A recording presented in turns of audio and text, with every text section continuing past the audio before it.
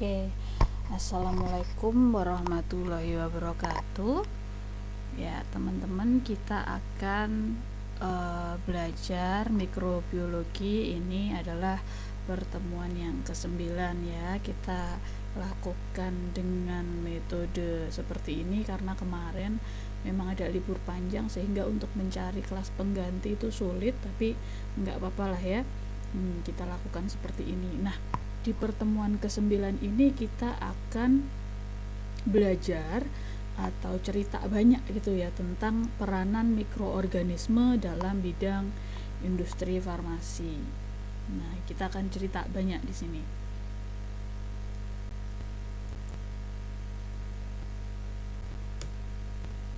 Oke. Masuk ke pendahuluan dulu ya. Apa sih mikroorganisme itu gitu ya? Mikroorganisme adalah suatu jasad hidup yang punya ukuran yang sangat kecil gitu ya. Setiap sel tunggal mikroorganisme dia punya kemampuan untuk melangsungkan aktivitas kehidupan. Entah itu dia bertumbuh, kemudian dia menghasilkan energi, dan dia juga bisa berreproduksi.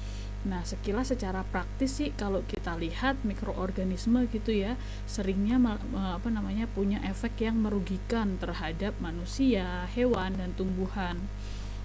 Misalnya kalau di bidang kedokteran gitu ya, cerita tentang mikrobiologi kedokteran itu biasanya sering ditemukan bahwa mikroorganisme yang patogen itu bisa menyebabkan penyakit-penyakit dengan sifat-sifat yang khas. Kayak di pertemuan ke-8 kita kemarin sudah cerita tentang patogenisitas dari mikroorganisme gitu ya, bagaimana mikroorganisme bisa menimbulkan infeksi pada tubuh manusia. Sehingga kalau dilihat secara sekilas kok kayaknya mikroorganisme ini efeknya negatif sekali gitu bagi kehidupan. Tapi ternyata walaupun di beberapa bidang gitu ada mikroorganisme yang menimbulkan suatu kerugian pada kita, ternyata ada peranan lain dari mikroorganisme yang ternyata juga jauh lebih menonjol, juga menguntungkan juga gitu ya bagi kehidupan kita. Nah, mikrobiologi farmasi modern itu sudah berkembang sejak Perang Dunia Kedua. Nah, ini dimulai dengan pembuatan suatu antibiotik gitu ya. Kemudian ada lagi suplai farmasi di dunia itu dari mikroorganisme juga diproduksinya gitu ya, termasuk antibiotik, kemudian steroid, vitamin, vaksin, asam amino, hormon-hormon manusia itu juga diproduksi dalam jumlah yang besar oleh mikroorganisme. Jadi nggak cuman efek yang negatif aja yang kita dapat dari mikroorganisme, ternyata mikroorganisme bisa menimbulkan produk-produk yang positif yang bisa dipakai dalam bidang kefarmasian gitu ya. Nah, industri farmasi sudah banyak sekali menggunakan bakteri untuk memproduksi vaksin dan antibiotik. Banyak sekali antibiotik yang dibuat dari bakteri yang hidup di tanah. Contohnya ada tetrasiklin, erythromycin, streptomycin, itu kan memang antibiotik yang sudah sering digunakan gitu ya pada kehidupan kita. Nah, itu dibuatnya juga dari bakteri yang hidup di tanah. Kemudian vaksin yang diproduksi untuk melawan penyakit serius yang disebabkan oleh bakteri itu biasanya dibuat dari bakteri yang menyebabkan penyakit tersebut gitu ya. Jadi walaupun si bakteri itu bisa menimbulkan penyakit, tapi kita bisa bikin vaksinnya dari dia sendiri gitu untuk melawan penyakit yang dia timbulkan. Kemudian ada vaksin untuk demam tifoid dan kolera gitu ya. Itu juga dibuat dari mikroorganisme, karena dengan membuat vaksin dari mikroorganisme itu tadi bisa menekan biaya pengobatan menjadi relatif lebih murah. Kemudian dengan metode mikrobiologi ini para ahli farmasi gitu ya, para drugis gitu ya, bisa mengembangkan metode-metode untuk membuat obat yang baru dan juga memanfaatkan mikroorganisme untuk membuat obat yang lebih aman untuk digunakan untuk memerangi mikroorganisme penyebab penyakit tertentu. Nah, ini ada banyak produk-produk kefarmasian yang yang dihasilkan dari mikroorganisme. Yang pertama adalah produk antibiotik. Teman-teman tahu antibiotik? Awalnya antibiotik itu diartikan sebagai senyawa hasil dari metabolisme suatu mikroorganisme. Biasanya dia digunakan untuk merusak atau menghambat pertumbuhan dari mikroorganisme lain gitu ya. Jadi kayak umpamanya saya di sini pengen bikin rumah, tapi saya dirusuhin sama tetangga yang rusuh gitu ya. Maka saya membuat suatu pagar. Nah, di situ kalau umpamanya si bakteri itu dia membuat suatu metabolit sekunder, jadi magerin dia sendiri gitu untuk menghambat pertumbuhan mikroorganisme lain, sehingga tetangga saya nggak bikin rumahnya terlalu nempel dengan diri saya gitu ya, jadi masih ada jarak gitu atau malah berjauhan. Nah, biasanya metabolit sekunder yang dihasilkan dari suatu bakteri itu bisa dijadikan sebagai antibiotik. Nah, ini dihasilkan pada fase stasioner ketika siklus pertumbuhan si mikroorganisme tersebut. Tapi pada perkembangannya, istilah antibiotik tadi ditujukan untuk semua senyawa kimia yang bisa menghambat pertumbuhan mikroba, baik entah itu berasal dari proses metabolisme maupun dari hasil sintesis gitu ya. Jadi yang tadinya cuman terbatas dari metabolit sekunder saja, sekarang antibiotik itu sudah diartikan juga nggak cuman hasil metabolisme sekunder tapi juga merupakan hasil sintesis. Nah, idealnya antibiotik itu punya efek toksisitas yang selektif terhadap mikroba tertentu. Kemudian tingkat toksisitasnya tinggi, tapi hanya toksik terhadap mikroba yang kita targetkan saja gitu ya, tapi efek toksisitasnya minimal terhadap kita sendiri, terhadap si inangnya, entah si inang ini bisa manusia, ternak gitu ya, serta dapat diberikan melalui jalur yang umum kayak parenteral atau melalui tablet, kapsul kayak gitu-gitu. Jadi gimana caranya dia toksik terhadap mikroorganisme patogen tapi tidak toksik terhadap diri kita, terhadap inangnya. Nah, ini ada penggolongan antibiotik menurut daya hambatnya terhadap mikroba. Kayaknya teman-teman sudah nggak asing ya dengan daya hambat ini. Ada yang antibiotik itu broad spectrum sama ada yang narrow spectrum. Bedanya apa? Nah, namanya broad itu kan artinya bahasa Indonesianya luas gitu ya. Nah, berarti dia efeknya luas. Dia antibiotik yang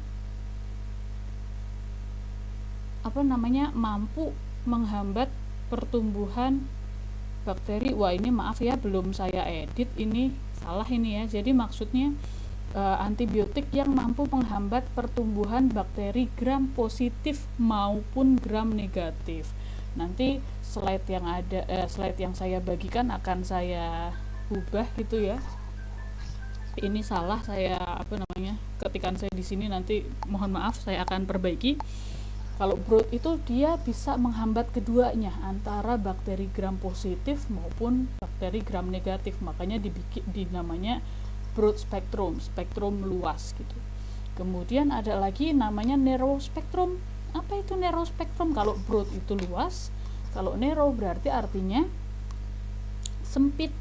Jadi spektrum sempit, yang kalau broad itu bisa menghambat keduanya antara negatif sama positif. Nah, kalau yang narrow hanya salah satunya saja. Dia bisa membidik bakteri gram positif saja atau bakteri gram negatif saja.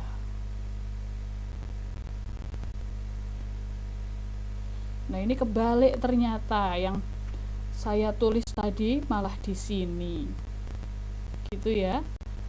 Nah, ini kebalik, harusnya broad spectrum itu tadi penjelasannya ini, bakteriostatik penjelasannya yang ini. Oke, nggak apa-apa, nanti saya perbaiki slide-nya, saya kirimkan. Nah, penggolongan antibiotik yang lain, kalau yang tadi kan berdasar dari daya hambatnya. Nah, ini kita penggolongan antibiotik berdasar dari organisme yang dilawan dan jenis dari infeksinya.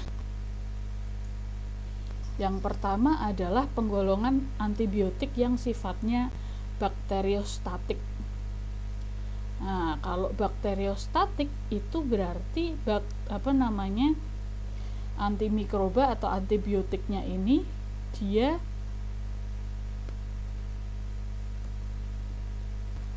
kok nggak bisa balik ke yang tadi, ngeheng. Nah, kalau bakteriostatik namanya statik. Statik itu kan bertumbuh gitu ya, bertumbuh atau berkembang. Bakteriostatik itu artinya adalah antibiotik yang mampu menghambat pertumbuhan dari si bakteri. Ini ya, jadi kata kuncinya bakteriostatik. Statik itu pertumbuhan, jadi dia bisa menghambat pertumbuhan dari bakteri. Sedangkan yang satu lagi adalah bakterisid. Sid itu mematikan gitu ya. Jadi kalau yang tadi hanya menghambat pertumbuhan dari bakteri, kalau bakterisid ini mikrobanya bisa menyebabkan kematian dari mikroorganisme, ya dimatiin sekalian gitu ya. Kalau yang tadi hanya ditekan pertumbuhannya. Oke. Kemudian mikroorganisme yang menghasilkan antimikroba itu tersebar dalam berbagai golongan. Ada bakteri, ada actinomycetes, sama ada fungi. Nah, dari 3 golongan ini ternyata yang paling banyak bisa menghasilkan antibiotik itu adalah yang golongan actinomycetes. Terutama adalah yang Streptomyces. Nah, Streptomyces ini dia bisa mencapai 70% dari seluruh antibiotik yang dihasilkan oleh mikroorganisme. Nah, ini kalau ditulis di literatur katanya hampir 95% dari 2000 antibiotik yang ada di dunia itu dihasilkan oleh Streptomyces. Streptomyces itu adalah suatu golongan dari Actinomycetes gitu ya. Nah, setelah itu disusul oleh fungi. Fungi itu bisa mencapai 20% dan bakteri yang mencapai 10% dari seluruh antibiotik yang dihasilkan dari mikroorganisme. Tapi mostly yang paling banyak gitu ya, itu dihasilkan oleh Streptomyces. 70% dari seluruh antibiotik.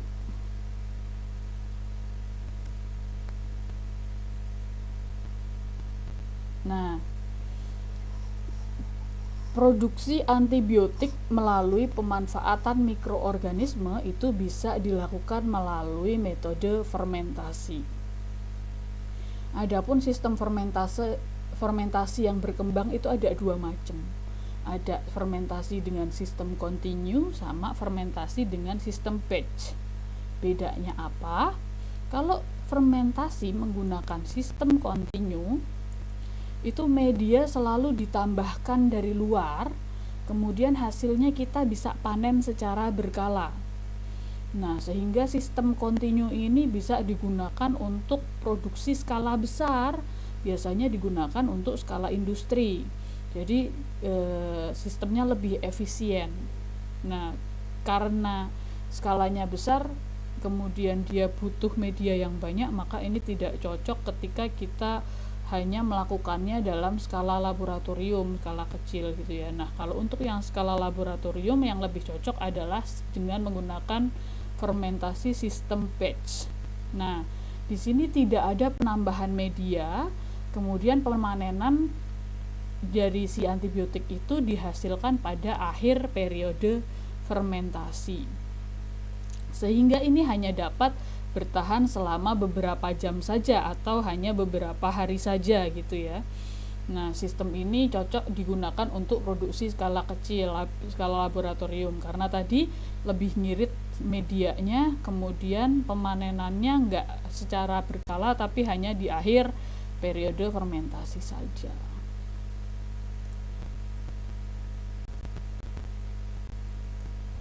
Nah, ini pembuatan antibiotik itu dibuat melalui beberapa tahapan. Yang pertama, mikroorganisme penghasil dari antibiotik itu kita kembang biakkan dulu. Kalau sudah dikembang biakkan, kemudian kita pindah ke dalam suatu wadah fermentasi bejana gitu ya. Suatu, kalau kita ini kayak tangki yang besar gitulah ya, tangki besar. Nah, di sini mikroorganisme ini kita pacu dengan lingkungan yang cocok sehingga dia bisa berkembang biak dengan lebih cepat gitu. Jadi kayak berkembang biaknya itu seperti di induksi gitu ya, lebih cepat gitu. Nah, dari cairan biakan yang kita dapatkan di sini tadi, itu kan akan muncul metabolit-metabolit sekunder yang dihasilkan oleh si mikroorganisme tadi. Nah, itu bisa itulah yang kita ambil sebagai antibiotik ya, si metabolitnya itu. Nah, antibiotiknya itu kita ekstraksi, kemudian kita murnikan. Kalau sudah kita dapatkan antibiotik yang murni, selanjutnya kita lakukan apa? Selanjutnya kita uji apa aja? Ada banyak. Yang pertama, zat ujinya itu dimasukkan ke dalam tabung reaksi. Kita lihat apakah dia benar-benar bisa melawan mikroorganisme yang kita targetkan atau tidak gitu ya. Kemudian kalau sudah ternyata oh iya nih bisa kita dia melawan mikroorganisme targetnya. Kemudian kalau sudah oke, diujikan ke tahap selanjutnya, itu adalah diujikan kepada hewan percobaan. Nah, ini kita lihat bagaimana, apakah bisa sembuh apa enggak. Kemudian termasuk juga kita lihat efek sampingnya bagaimana nih pada hewan uji. Jangan-jangan ternyata berbahaya. Kalau dia ternyata banyak menimbulkan efek negatif terhadap hewan uji, maka nggak dilanjutkan kepada manusia gitu ya. Tapi ketika dia sudah aman, nah masuk ke tahap selanjutnya.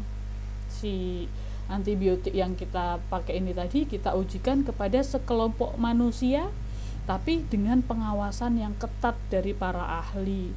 Itu pun ada syarat-syaratnya. Manusia seperti apa sih yang boleh yang boleh berpartisipasi dalam uji ini gitu ya. Jadi banyak syaratnya.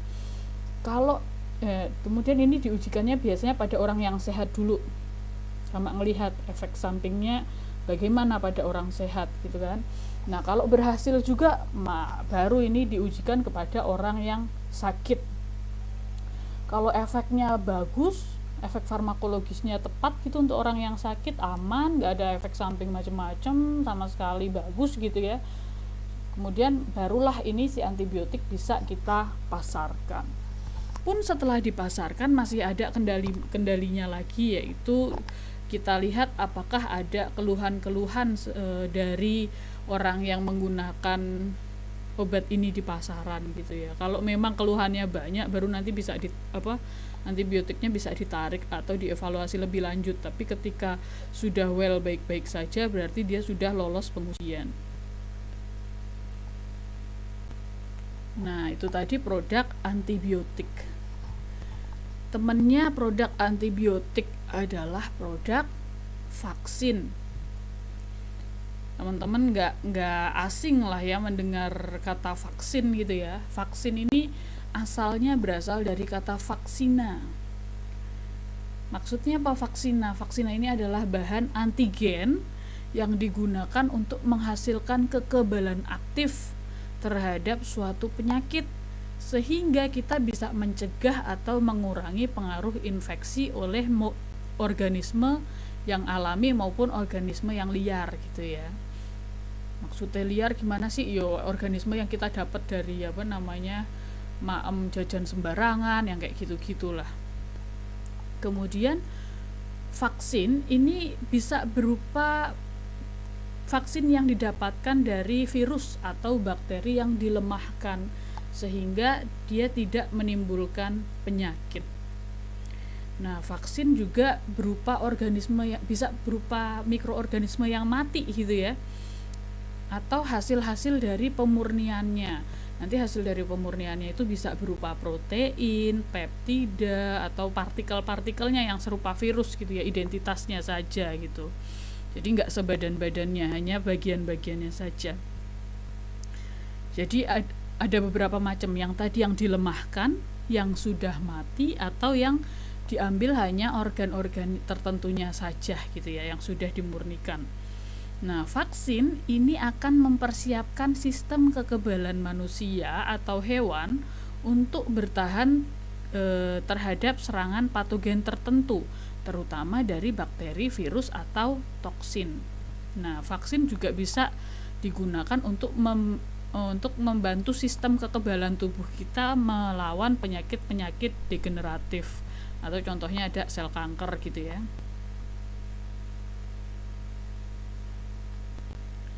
Oke, vaksin merupakan senyawa yang dihasilkan oleh suatu mikroorganisme untuk menghambat pertumbuhan mikroorganisme lain.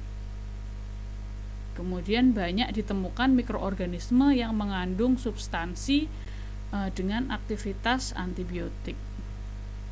Nah, vaksin ini diproduksi oleh strain mutan patogen yang dia tuh patogennya virulen gitu ya, tanpa menghilangkan antigen yang diperlukan untuk menimbulkan respon dari imun manusia gitu ya. Jadi memang sengaja dimasukin si vaksin ini berupa bakteri atau virus yang dilemahkan, atau dia memang sudah jasad-jasadnya saja udah mati, atau puing-puingnya saja. Itu ceritanya tuh pengen memanggil gitu ya, memanggil respon imun dari tubuh kita, memperkenalkan gitu loh, ini loh ada bakteri kayak gini, ini loh ada vaksin kayak gini, datanglah gitu. Jadi akan terbentuk respon imun kita pada paparan pertama. Jadi paparan pertama ini vaksin ini memperkenalkan ke tubuh kita. Jadi ketika ada paparan kedua yang itu adalah virus atau bakteri yang benar-benar patogen gitu ya, yang tidak dilemahkan, yang memang sifatnya patogen dan virulen, itu tubuh tuh sudah ada persiapan untuk memberikan respon imun gitu ceritanya. Jadi kalau ceritanya memberikan vaksin itu adalah memberikan pengalaman pertama gitu ya, memberikan pengalaman pertama sehingga nanti ketika ada paparan kedua, tubuh kita tuh udah paham apa yang harus dilakukan. Nah, beberapa vaksin perkembangan bidang bioteknologi memungkinkan produksi seluruh vaksin baru, dan beberapa vaksin baru ini ditujukan bagi target yang baru juga, sehingga lebih efektif, lebih efisien, dan punya efek samping yang lebih sedikit daripada vaksin-vaksin yang ada pada saat ini. Nanti kita bisa pelajari lebih jauh gitu ya tentang perkembangan vaksin. Nah, tadi sudah ada vaksin, kemudian ada antibiotik. Produk apa lagi sih produk kefarmasian yang bisa diproduksi dari mikroorganisme? Oh, ternyata ada vitamin juga loh. Ternyata vitamin itu juga bisa ditimbulkan oleh mikroorganisme. Nggak cuman dari sesayuran aja, ternyata mikroorganisme juga bisa memproduksi suatu vitamin. Contohnya apa? Nah ini, vitamin itu kan faktor atau suatu senyawa nutrisi yang esensial bagi tubuh manusia. Atau nggak esensial itu apa? Esensial itu penting gitu ya artinya ya. Nah, beberapa vitamin itu bisa diproduksi melalui fermentasi dari mikroorganisme ternyata. Nah, kemudian setelah difermentasi dapat vitamin ini bisa digunakan sebagai suplemen makanan. Contohnya apa? Nih, contohnya ada vitamin B12. Tahu nama lainnya vitamin B12 enggak? Cyanocobalamin. Ya. Nah, vitamin B12 ini ternyata bisa diproduksi sebagai produksi sampingannya ketika kita melakukan fermentasi antibiotik oleh Streptomyces. Selain Streptomyces itu juga ada lagi vitamin B12 juga bisa diperoleh dari fermentasi Propionibacterium sermanii atau Paracoccus denitrificans. Terus ada lagi riboflavin. Selain vitamin B2 ada vitamin B12, ada lagi vitamin riboflavin. Nah, riboflavin ini bisa dihasilkan dari fermentasi berbagai macam mikroorganisme. Contohnya ada Clostridium sama fungi, Eremothecium ashby atau Ashbia gossypi. Gitu ya. Jadi ternyata mikroorganisme juga bisa memproduksi suatu vitamin yang dibutuhkan oleh tubuh manusia. Produk apa lagi yang bisa diproduksi oleh mikroorganisme? Ternyata mikroorganisme juga bisa memproduksi suatu alkaloid. Wih, ternyata banyak ya yang bisa diproduksi ya. Nah, ini ya, alkaloid. Ya, teman-teman udah sering lah ya dengar alkaloid itu biasanya dihasilkan oleh tumbuhan gitu ya. Tapi ternyata selain dihasilkan oleh tumbuhan, beberapa alkaloid itu diantaranya bisa didapatkan dari fungi, mikroorganisme fungi. Nah, alkaloid yang dihasilkan oleh mikroorganisme fungi dan bisa digunakan untuk terapi itu adalah alkaloid, namanya alkaloid ergot. Pertama kali alkaloid ergot ini diperoleh dari Sclerosium ascomycetes, yaitu Claviceps purpurae. Nah, istilah ergot, kenapa dia dibilang ergot, itu menunjukkan bahwa dia dihasilkan oleh fungi. Nah, alkaloid ergot itu pun dibagi jadi dua jenis atau dua kelompok berdasar dari kandungan asam lisergat sama klavinnya. Nah, alkaloid asam glisergat itu hanya diproduksi oleh genus Claviceps. Sedangkan alkaloid klavin itu ditemukan pada genus Aspergillus penicillium dan Rhizobium gitu ya. Nah, fungsinya apa sih alkaloid ergot ini? Ternyata alkaloid ergot itu digunakan untuk menstimulasi sistem syaraf simpatik. Digunakan untuk kefarmasian juga, keren kan? Nah, beberapa alkaloid lisergat, contohnya adalah ergotamin sama ergobasin, itu digunakan pada terapi kandungan. Buat apa? Untuk mengkontraksi uterus pada saat proses melahirkan, gitu ya, untuk mengkontraksi uterus postpartum gitu. Jadi yang dihasilkan oleh fungi itu ada alkaloid juga yang bisa digunakan untuk sediaan farmasi yang ditujukan untuk menstimulasi sistem syaraf simpatik. Selain produk alkaloid dan produk-produk yang lain tadi, ada lagi produk steroid. Teman-teman kalau dengar steroid itu kebayangnya apa toh? Kebayang adirai gitu ya. Mamang-mamang yang suka nge-gym gitu ya, minum susu steroid terus badannya potok kotak-kotak gitu ya. Ya semacam itu sih, steroid adalah semacam hormon juga gitu ya. Nah, hormon steroid itu kan sangat penting peranannya dalam dunia kesehatan gitu ya. Misal, selain dipakai buat potok-potokan adirai tadi ya, misalnya kortison dan steroid lain yang serupa itu bisa digunakan untuk mengobati gejala yang berhubungan dengan alergi dan juga berbagai respon inflamasi oral, untuk mengobati ketidakseimbangan hormonal. Jadi karena hormon steroid yang ada di dalam tubuh itu tidak seimbang, maka butuh asupan hormon steroid dari luar gitu. Nah, ternyata ada mikroorganisme yang bisa memproduksi steroid ini.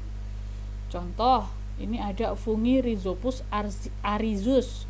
Dia bisa menghidroksilasi progesteron sehingga membentuk steroid koteksolon. Nah, ini fungsinya untuk membentuk hidrokortison dengan cara mengintroduksi oksigen gitu ya. Jadi ternyata hormon steroid juga bisa dihasilkan oleh mikroorganisme. Nggak cuman hanya dapat dari sintesis saja. Produk lain, asam organik.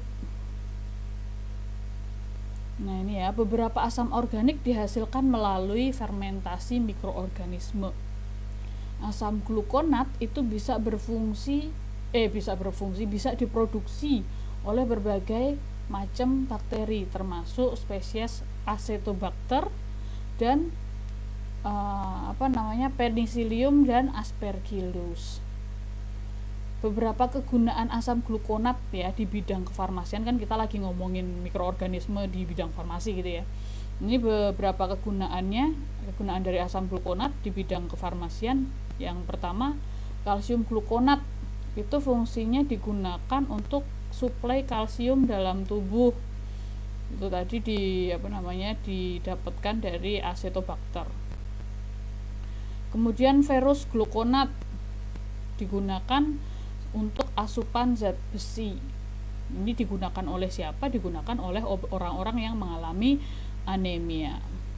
Kemudian asam sitrat itu diproduksi oleh Aspergillus niger dengan molasses sebagai substrat fermentasinya. Jadi mikroorganisme ini bisa menghasilkan produk-produk asam organik yang bisa digunakan sebagai produk-produk kefarmasian. Nah, itu tadi ya produk-produk yang dihasilkan. Nah, apa saja sih mikroorganisme yang berguna gitu ya bagi kefarmasian? Oh, ternyata banyak sekali mikroorganisme yang berguna bagi bidang kefarmasian. Ya, yang pertama fungi. Fungi, apa itu fungi? Fungi adalah nama regnum dari sekelompok besar makhluk hidup eukariot heterotrof yang dia mencerna makanannya di luar tubuh. Kemudian dia menyerap molekul nutrisi ke dalam sel-selnya. Fungi ini bentuknya ada macam-macam. Kalau orang awam gitu ya, awam sering mengenal beberapa anggota fungi sebagai jamur, kapang, hamir, ragi, yeast gitu ya. Meskipun seringkali yang dimaksud adalah penampilan luarnya gitu, bukan dari spesiesnya.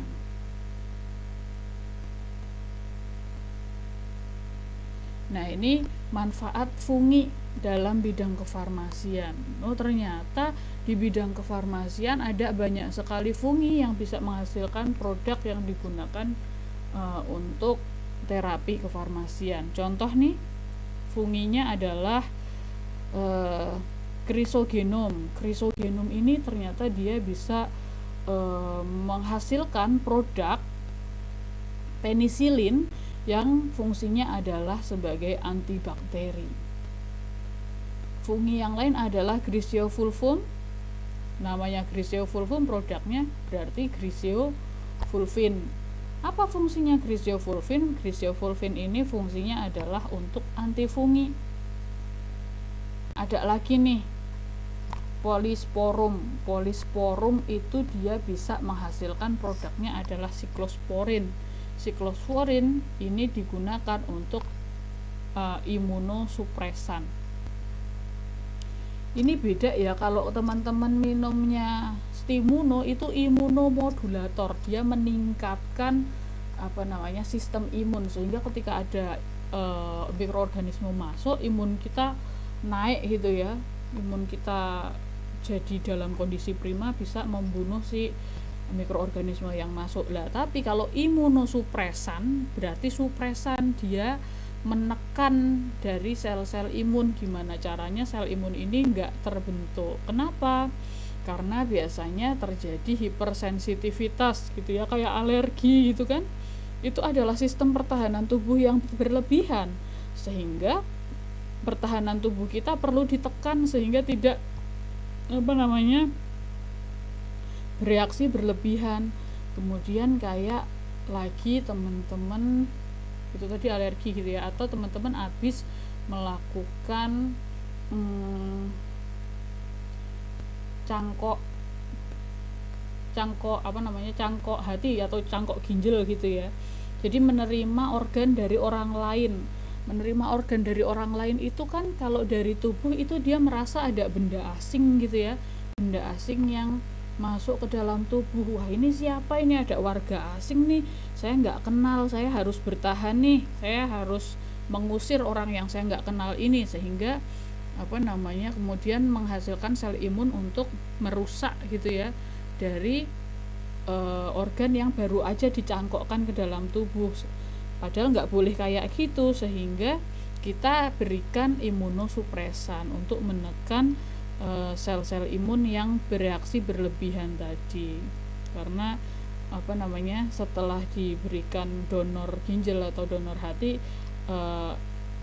sehingga nggak dihabisi oleh sel imun sendiri gitu. Contohnya adalah siklosporin yang dihasilkan oleh fungi Polysporum. Nah, ini adalah peranan Khamir di bidang industri farmasi. Khamir di bidang industri farmasi itu dia bisa melakukan proses fermentasi gula. Kemampuan Khamir dalam memfermentasikan gula itu ditentukan oleh adanya sistem transport untuk gula dan adanya sistem enzim yang bisa menghidrolisis gula dengan adanya akseptor elektron alternatif selain oksigen pada kondisi anaerob fakultatif. Nah, itu peranan Khamir di bidang farmasi ya, memproses fermentasi gula.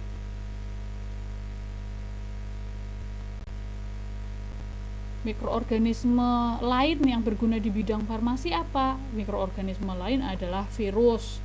Tadi ya sudah dijelaskan di depan juga. Virus adalah parasit ukurannya mikroskopik. Dia melakukan infeksi terhadap organisme biologis.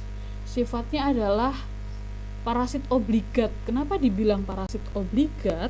Karena virus hanya bisa bereproduksi di dalam material hidup dengan menginvasi dan memanfaatkan sel makhluk hidup. Kenapa?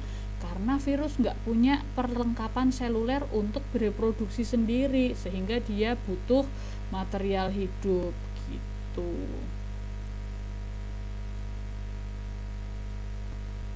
Nah, ini ya manfaat virus di bidang farmasi apa? Tadi sudah dijelaskan untuk pembuatan vaksin. Vaksin itu bisa jadi virus yang dilemahkan, virus yang sudah mati, atau fragmen-fragmen dari virusnya saja. Bagaimana cara membuat vaksin? Ini ya, cara pembuatan vaksin yang pertama adalah mengisolasi. Wah, kalau mengisolasi itu bukan terus beli selotip gitu ya, vaksinnya diselotip, disolasi gitu, enggak.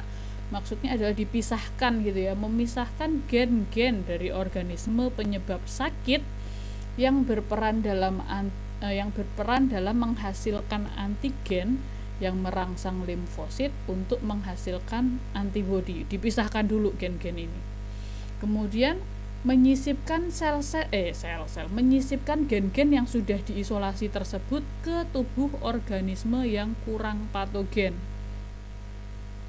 Ya, jadi ketika dimasukkan ke dalam tubuh ini enggak terlalu patogen amat gitu ya, masih aman gitu. Setelah itu yang dilakukan apa? Setelah disisipkan gen-gennya itu tadi, setelah itu kita lakukan kultur organisme hasil rekayasa. Hasil dari yang sudah kita sisipkan tadi kita kultur sehingga menghasilkan antigen dalam jumlah yang banyak. Nah, kemudian antigennya ini kita ekstraksi dan kita gunakan sebagai vaksin. Nah, ini adalah salah satu cara pembuatan vaksin. Contoh vaksin yang dibuat dengan cara seperti ini, dengan mengekstraksi antigen ini adalah vaksin polio, vaksin gondong, vaksin cacar, vaksin rubella, sama vaksin rabies gitu ya. Ada cara lain yaitu tadi yang 3 tadi. Caranya adalah langsung aja virus yang mati, virus yang dilemahkan, atau fragmen-fragmennya saja yang sudah dicacah-cacah. Kalau dia kan dia ngambil antigennya. Terus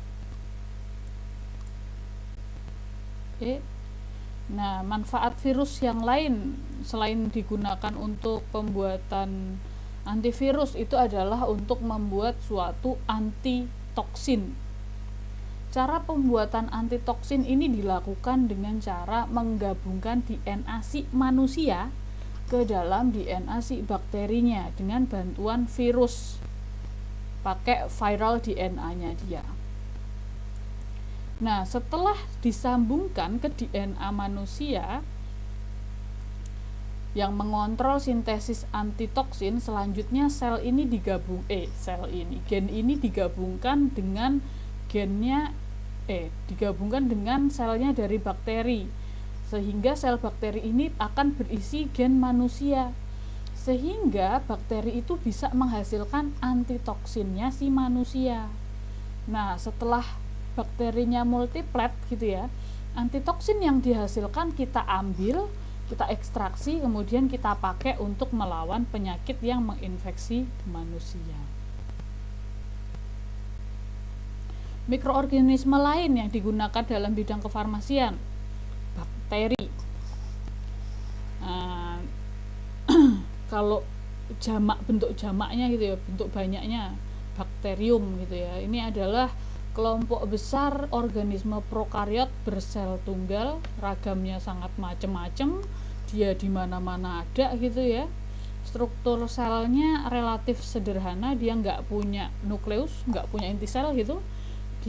Kemudian kerangka sel sama organel-organel lain seperti mitokondria dan kloroplas. Fungsinya apa? Manfaatnya apa bakteri di bidang farmasi? Jadi salah satu contohnya adalah menghasilkan vitamin B12 gitu ya. Nah, ini dihasilkan oleh Pseudomonas dentrificans.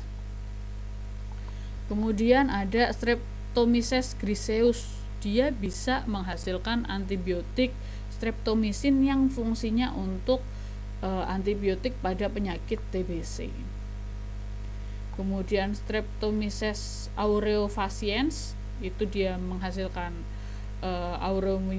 aureomycin. Kemudian Streptomyces venezuelae, dia juga menghasilkan chloromycetin. Bacillus brevis, dia menghasilkan thyrotrisin. Banyak ya ternyata sediaan farmasi yang dihasilkan oleh bakteri. Nah, ini adalah mikroorganisme lain yang bisa bermanfaat di bidang farmasi, itu adalah alga. Manfaatnya apa sih alga? Jadi ceritanya alga itu bisa memproduksi suatu senyawa yang namanya adalah alginat. Alginat ini adalah konstituen yang ada di dinding sel alga. Ini sering adanya di alga coklat, Phaeophyta. Nah, kandungan terbesar alginat itu bisa diperoleh dari jenis Laminaria, kemudian bisa juga didapatkan pada Sargassum muticum gitu ya. Nah, pemanfaatan senyawa alginat di bidang industri itu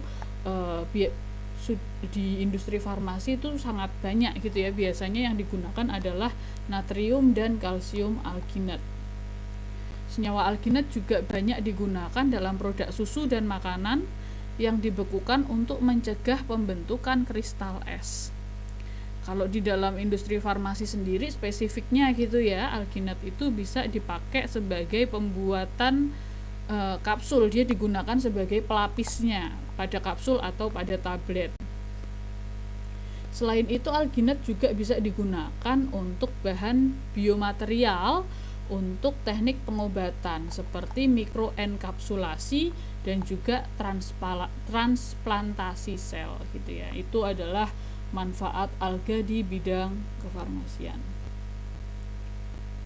Ya, itu tadi diceritakan produk-produk apa sih yang dihasilkan dari mikroorganisme dan mikroorganisme apa aja sih yang berguna di bidang kefarmasian gitu ya.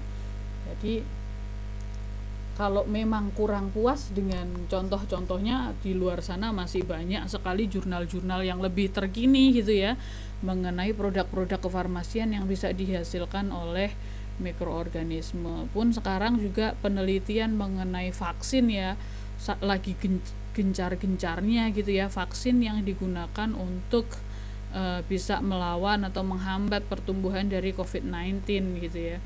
Jadi sangat banyak peluang dari teman-teman untuk bisa meneliti itu, menggali lebih dalam mengenai mikroorganisme ini di bidang kefarmasian.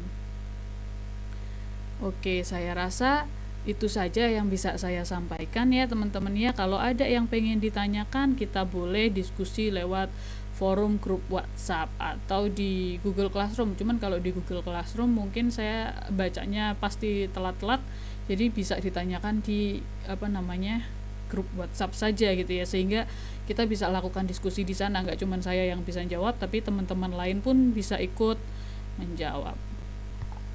Untuk pertemuan selanjutnya kita akan cerita tentang sterilisasi dan pengendalian mikroorganisme gitu ya teman-teman. Silahkan dipelajari lebih dulu itu materinya, boleh. Oke, kita cukupkan sekian pertemuan kita pada pertemuan ke-9 ini. Terima kasih teman-teman atas perhatiannya. Wassalamualaikum warahmatullahi wabarakatuh.